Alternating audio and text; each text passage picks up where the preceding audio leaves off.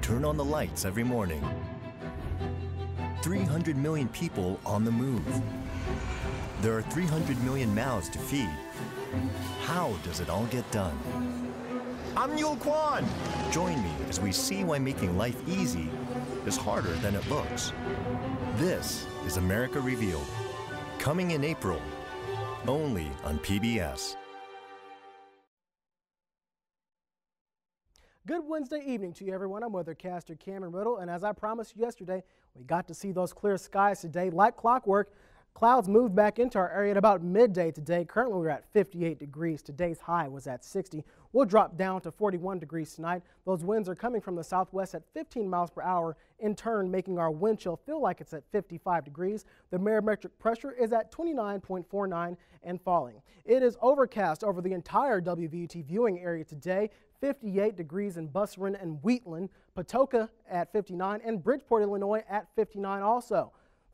As we look across the nation, we will see the temperatures look pretty good as we go east. It is 58 degrees there in Philadelphia, 56 in the nation's capital, where today they unveiled the groundbreaking of the African American Museum there in Washington, D.C. It is 79 degrees there in Miami, 76 in New Orleans, 53 up in Indianapolis. As we look out west, 46 degrees in Seattle, 58 in San Francisco, and 68 down in San Diego. As we look back out east for tomorrow's forecast, you'll see that's what brought us those rain showers yesterday, and that concern that we had, would it rain, would it not? Would it be snow? Well, we found out that chance of rain turned to 0% as we see those precipitation now is moved over into the New York and Pennsylvania area. This represents us for the rest of the day, as we'll see a surge into the 50-degree club tomorrow as this high pressure system moves in, and will bring us a chance for some thunderstorms around this time tomorrow, and especially in the morning. So don't leave home without that umbrella. The morning commute looks especially rainy, and up until the midday, and there's still a chance to see some rain showers this time tomorrow. So remember that umbrella. The rest of the week's forecast looks like this. Tonight, mostly cloudy with the winds coming from the southwest at 5 to 10 miles per hour. Your low is at 41 degrees. Tomorrow, 50% chance of thunderstorms. Remember that umbrella, folks, with the winds coming from the south at 5 to 10 miles per hour. Your high 63. Tomorrow night, mostly cloudy with a chance of possible thunderstorms still. Those winds will increase to potentially 30 miles per hour, so we'll have to watch for a wind advisory, and our low will be 36 degrees. The extended forecast looks like this. Friday, mostly cloudy with a 43 high, your low 29. Saturday morning, mostly sunny with a high of 41. It'll be a great weekend. 27 will be your low that night, and Sunday, mostly sunny with 51 degrees, your high, 40, your low. So the question of whether the next few days, how they'll look great, Danny. Have a good one. Back to you. I know I'll be ready to put away my umbrella. Thanks, Cameron. The South Knox Spartans put 4 quarters together in beating Pike Central last night. Jesse Gwynn joins us now with the details. Jesse? The Spartans had their best offensive showing of the season, Danny, and it couldn't have come at a better time with the sectional less than a week away. I'll have more on the story when News Center 22 continues.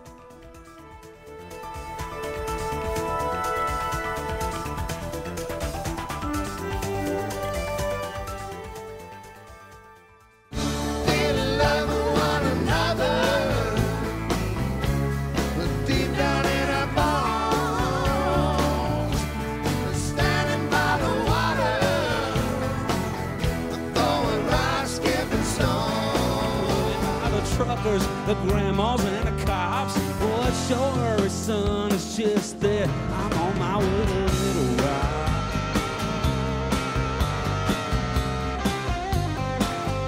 I must have some cash. Sign. Everything I own becomes yours. Your curiosity shop. Derek Jacobi, Gina McKee, and Zoe Wanamaker Hello there. star in a Charles Dickens classic. Let us leave here tonight. But where will we go now? Let us run away. Poor girl. What will become of her? The Old Curiosity Shop on Masterpiece Classic.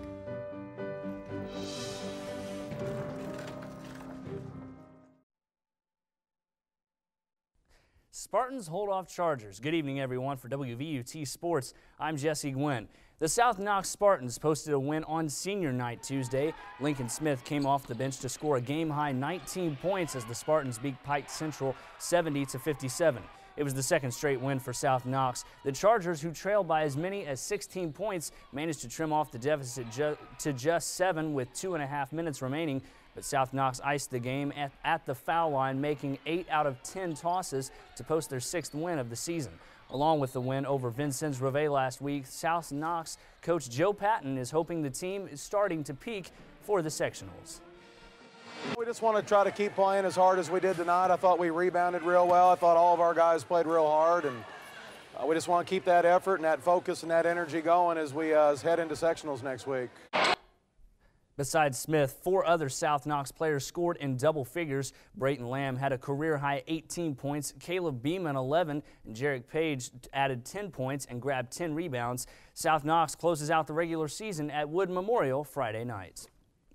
The Vincennes University men's basketball team, riding a 12-game winning streak, retained its number 3 ranking in the latest NJCAA poll, which was released earlier today. South Plains, Texas, the poll's top team, remains unbeaten, while Northwest Florida State stayed in the 2nd slot from last week. Following the Trailblazers was Coffeyville, Kansas in 4th place, and Monroe, New York is 5th. The rest of the top 10 are Eastern Oklahoma State at 6, College of Southern Idaho at number 7, Indian Hills is 8th, Shelton State checks in at number 9, and East Mississippi rounds out the top 10. The Trailblazers will host Lindsey Wilson Friday night to close out the regular season. The game tips off at 7 p.m.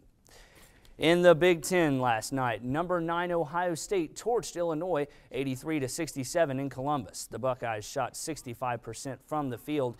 Deshaun Thomas had 19 points, while William Buford had 17. Myers Leonard had 21 for Illinois, which has lost 6 in a row and 9 of 10. With the win, the Buckeyes stayed on the heels of Big Ten leader Michigan State with 3 games remaining. The Spartans are 11-3 in league play, heading into a game at Minnesota tonight. Ohio State will visit Michigan State in the regular season finale March 4th. 13th ranked Michigan was just as hot Tuesday night. The Wolverines knocked down 14 of 38 three-point attempts in handling Northwestern a 67-55 overtime loss at home.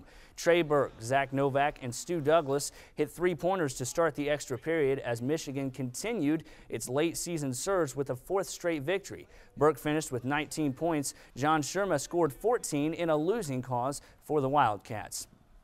The Indiana Hoosiers will take a break from conference play tonight as they host North Carolina Central at Assembly Hall. The Hoosiers are 20-7 on the season and saw their 3-game winning streak end Sunday after a 78-66 loss at Iowa. Tip-off tonight is set for 7 p.m.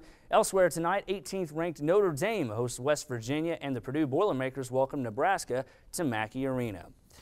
Lakers captain Kobe Bryant has come out in strong support of the Lakers' big man Powell Gasol following a players-only meeting Monday night. Bryant says while he doesn't want Powell to be traded, management should either move him quickly or announce that he's staying in Los Angeles. For his part, Gasol is trying to stay focused. We all hear a lot of stuff, and obviously. Obviously, we would all like to know what's going to happen, to have some clarity, and you know, focus with the guys that we have on the team from now on, or know that something's going to happen for sure. But there's no really, can't really do that. I can't really know for sure. So I'm glad that he showed big support towards me. I think, and he just spoke his mind. Basically. General Manager Mitch Kupchak responded to Bryant's criticism by issuing a statement that essentially said that while he understands times are tough for Gasol, the Lakers forward is still on the block. The NBA trade deadline is March 15th, about 3 weeks away. The NFL Scouting Combine gets underway today in Indianapolis. More than 300 prospects are expected to participate in drills as well as physical and mental testing in preparation for the NFL Draft in April. The Colts hold the #1 overall pick in the draft and are expected to take either Stanford quarterback Andrew Luck or Baylor quarterback Robert Griffin III. Neither player will be in Indy for the Combine, but are expected to throw for NFL scouts at their school's pro days. Finally, it's time for our play of the day. It comes courtesy of the NHL, Nashville at home taking on Vancouver. The Predators' Shea Weber breaks in all alone, but the Canucks' Roberto Luongo makes the incredible glove to save despite falling to the ice. Take another look, Danny, as Weber fakes Luongo out, but the Canucks netminder reaches back and gets just enough of the puck with his glove to make the save. The Canucks would lose the game 3-1, but Luongo picks up our play of the day. Back to you, Danny. Thanks, Jesse. News Center 22 continues right after this. Stay with us.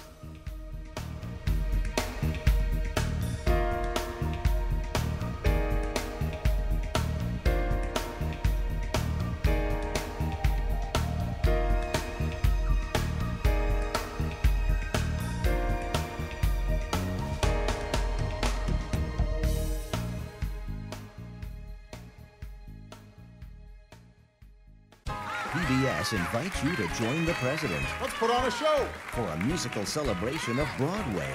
Join host Nathan Lane. Can you see me? Can't you see me? Idina Menzel. Defying gravity. Marvin Hamlish. Audra McDonald. Stop talking about him yet. Brian Darcy James. And many more. In performance at the White House.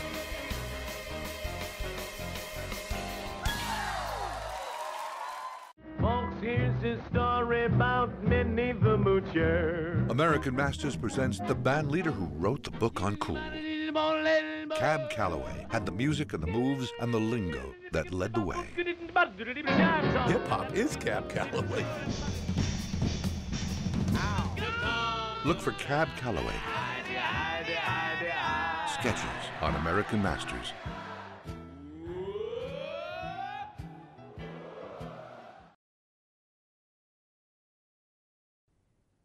Leave it to cleavage. It never fails to attract eyeballs, but it makes you wonder when the wandering eye seems to be directed toward a royal bosom. Jeannie Mose reports. Did the husband of Finland's president get caught sneaking a peek at a gala? Sure, it happens to teenage boys with raging hormones. 1 minute you're zoning out while zooming in math class. The next minute... So I is an imaginary number. You're nabbed, but this was the husband of Finland's president, seemingly ogling Princess Mary of Denmark. The giveaway may be the guilty look up to the ceiling as she covers her bosom, though maybe he was just inspecting her jewels. At least the princess didn't tell him to focus, as singer Nicole Scherzinger did to Conan. They asked me to be a guest judge. Focus, Conan.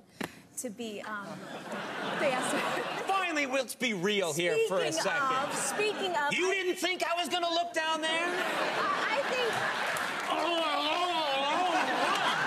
Poor guys, betrayed by even a subtle lowering of their eyelids. My eyes are up here, Donnie. Bring it out. Bring it out. And if a woman is going to show cleavage like that, a man is allowed to look. But this is a girl's best accessory. Yes. Up, up, up. Pictures can make guys look like boobs even when they're innocent. Remember President Obama's tail to the chief moment? It's causing quite a buzz. There was the president at a summit. Giving a young woman a serious once-over. But when Good Morning America showed video of the same instant... Seems to be a little different story. Obama may be watching his footing. You can't blame guys for lowering their gaze when this year's Sports Illustrated swimsuit cover model challenges them in a web ad. Do you think you could beat me in a staring contest? Remember, eyes up here. Ready? Stare. For 45 seconds, try to get your eyeballs to resist the magnetic pull of cleavage. Perhaps the best advice about cleavage came from Seinfeld. After George got busted. Get a good look, Costanza? Looking at cleavage is like looking at the sun. You don't stare at it. It's too risky. You get a sense of it, then you look away. Right. Though unlike cleavage, the problem with looking at the sun is the naked eye. The eye is naked.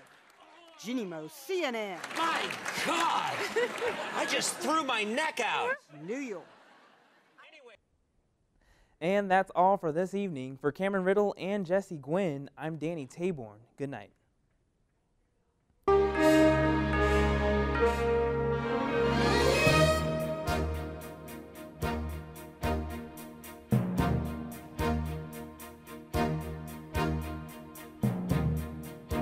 This This is WVUT Vincennes.